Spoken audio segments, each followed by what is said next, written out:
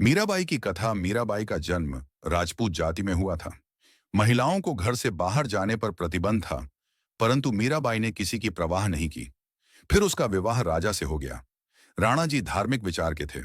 उसने मीरा को मंदिरों में जाने से नहीं रोका, अपितु लोक चर्चा से बचने के लिए मीरा जी के साथ 3-4 महिला नौकरानी भेजने लगा, जिस कारण से सब ठीक चलता रहा।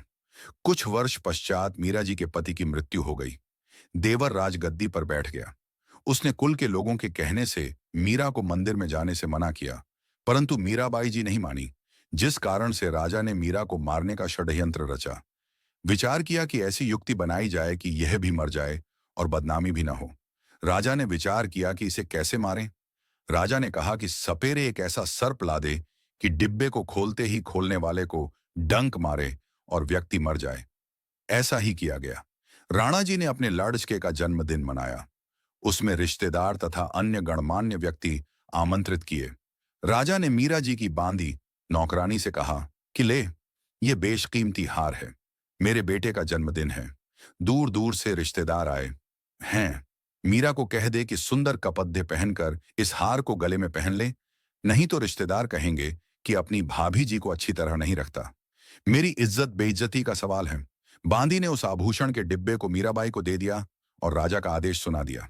उस आभूषण के डिब्बे में विषैला काले सफेद रंग का सर्प था। मीरा ने बांदी के सामने ही उस डिब्बे को खोला।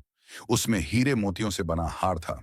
मीराबाई ने विचार किया कि यदि मैं हार नहीं पहनूंगी तो व्यर्थ का झगड़ा होगा, मेरे लिए तो यह मिट्टी है। यह विचार करके मीरा जी ने वह हार गले में डाल लिया। राजा का उद्देश्य था कि आज सर्प डंक से मीरा की मृत्यु हो जाएगी तो सबको विश्वास हो जाएगा कि राजा का कोई हाथ नहीं है। हमारे सामने सर्प डसने से मीरा की मृत्यु हुई है। कुछ समय उपरांत राजा मंत्रियों सहित तथा कुछ रिश्तेदारों सहित मीरा के महल में गया तो मीराबाई जी के गले में सुंदर मनहगा हार देखकर राणा बौखला गया और बोला, बदचलन, ये हार किस यार से लाई है? मीराबाई जी की आंखों में आंसू थे। बोली कि आपने ही तो बांदी के द्वारा भिजवाया था। वही तो है। बांदी को बुलाया तथा पूछा कि वह डिब्बा कहाँ है। बांदी ने पलंग के नीचे से निकालकर दिखाया। यह रहा राजा जी, जो आपने भेजा था। राजा वापस आ गया। राजा ने सोचा कि अब की बार इसको विष मैं अपने सामने पिलाऊंगा, नहीं पिएगी तो सिर काट दूंगा। मीराबाई को विष से मारने की व्यर्थ कोशिश एक सपेरे से कहा कि भयंकर विष ला दे, जिसे जीभ पर रखते ही व्यक्ति मर जाए। ऐसा विष लाया गया। राजा ने मीरा से कहा कि यह विष पी ले, अन्यथा तेरी गर्दन काट दी जाएगी।